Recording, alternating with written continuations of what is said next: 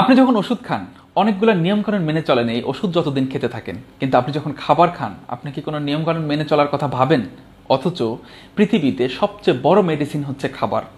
খাবার খাওয়ার ক্ষেত্রে আপনি কোন কোন বিষয় মাথায় রাখবেন সে বিষয়ে কথা বলবো আমি, পুষ্টিবিদ ইমদাদ হোসেন শপথ।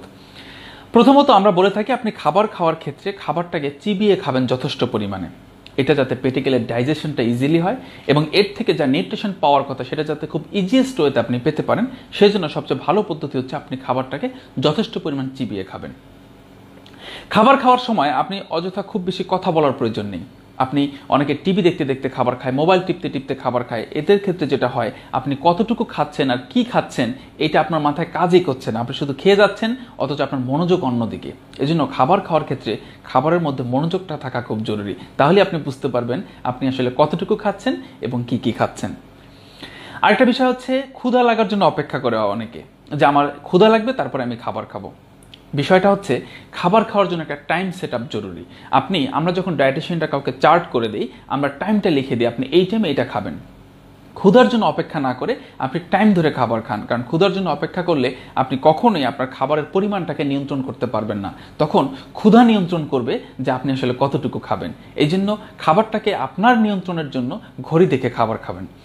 খাবার খাওয়ার পর অনেকে যেটা করে সেটা হচ্ছে ঘুমিয়ে পড়ার চেষ্টা করে, বিশেষ করে দুপুরের খাবারের পরে। আমি বরাবরই বলে থাকি দুপুরের খাবারের পরে কেউ তো ঘুমাবেন না। অবশ্যই আপনি যেটা করতে পারেন সেটা হচ্ছে একটু হাঁটাহাঁটি করতে পারেন, বসে থাকতে পারেন, আর রাতের খাবার খাওয়ার পরে কমপক্ষে 1.5 থেকে 2 ঘন্টা পরে আপনি ঘুমাবেন। আরেকটা পরামর্শ হচ্ছে অনেকে খাবার খাওয়ার মাঝে পানি খায়, এটা খাবার করার কোনো প্রয়োজন নেই। আপনি যেটা করতে পারেন খাবার খাওয়ার সাথে সাথেও পানি খাবেন না, কমপক্ষে 15 থেকে 20 মিনিট পরে পানি খাবেন। আর সেকেন্ড হচ্ছে অনেকে যাদের ওজন অনেক বেশি, খাবারের প্রতি তাদের আকর্ষণ বেশি, খুব ক্ষুধা পায়, তাদের জন্য পরামর্শ হচ্ছে যে আপনি খাবার খাওয়ার কিছু সময় আগে 5 থেকে 10 মিনিট আগে যদি আপনি পানি খেয়ে নেন তাহলে আপনার ক্ষুধা অনেকটাই কমে যাবে। কিন্তু কোনোভাবেই খাবার খাওয়ার মাঝে পানি খাওয়া যাবে না। খাবার খাওয়ার ক্ষেত্রে কিন্তু কোন পজিশনে বসে আপনি খাবারটা খাচ্ছেন এটাও খুব জরুরি। আপনি খাবার খাওয়ার ক্ষেত্রে এমনভাবে বসা যাবে না যাতে আপনার খাবারটা পাকস্থলীতে যাওয়ার পর পেটে প্রচণ্ড পরিমাণে চাপ পড়ে, এরকমভাবে বসা যাবে না।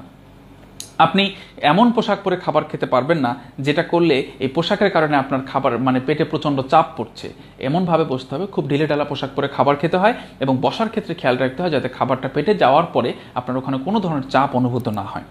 আরেকটা গুরুত্বপূর্ণ বিষয় হচ্ছে অনেকে খুব তৃপ্তি সহকারে খাওয়ার পরেও খাবারটা মজার কারণে আরও বেশি খেতে চায়। যেমন দেখবেন অনেকে বিয়ে বাড়িতে খাওয়ার পরে কিছুক্ষণ পরে দেখবেন খুব বেশি পরিমাণে হাঁসফাঁস লাগে, অনেক খারাপ লাগতে শুরু করে। কেন জানেন? কারণ বিয়ে বাড়িতে কখনো কেউ কিছু ভেবে চিন্তে খায় না, যতক্ষণ মজা লাগে ততক্ষণ পর্যন্ত খায়।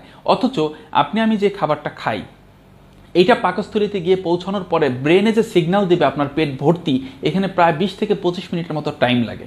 যতক্ষণ পর্যন্ত ব্রেনে পৌঁছাবে না যে আপনার পেট ভর্তি ততক্ষণ পর্যন্ত আপনার খেতে ইচ্ছে করবে।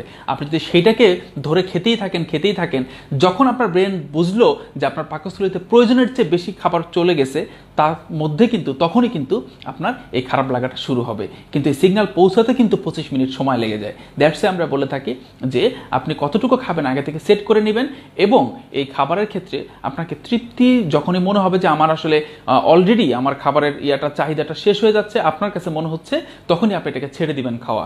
এর পরবর্তীতে তৃপ্তি সহকারে খাওয়ার পরেও অনেকে যে অতিরিক্ত খাবারটা খায়, এটাই তার ক্ষেত্রে অনেক ধরনের জটিলতা তৈরি করতে পারে। সর্বশেষ পরামর্শ হচ্ছে খাবার খাওয়ার ক্ষেত্রে আপনারা যে নিয়মগুলো বললাম এগুলো যদি আপনারা ঠিকমতো মেনে চলেন তাহলে এই খাবারটাই আপনার জন্য হতে পারে সবচেয়ে বড় ওষুধ। আমরা যখন ওজন বেড়ে যায় তখন চিন্তা করি কিভাবে ওজন কমাবো, কিন্তু আমরা যদি চিন্তা করি আমার ওজন যাতে না বাড়ে সেই দিকে যদি নজর দেই তাহলে আসলে এত বিষয়গুলো, এত শারীরিক সমস্যাগুলো আমাদের দেখা দেয় না। তাই আপনাদের জন্য পরামর্শ, খাবারকে এমনভাবে গুরুত্ব দিন যেটা আপনাকে ভালো রাখবে। আপনি যদি নিয়মকানুনগুলো মেনে চলে খাবারটা খান তাহলে এটাই হতে পারে আপনার জন্য পৃথিবীতে সর্বশ্রেষ্ঠ ঔষধ। ভালো থাকবেন সবাই, ধন্যবাদ সবাইকে, আল্লাহ হাফেজ।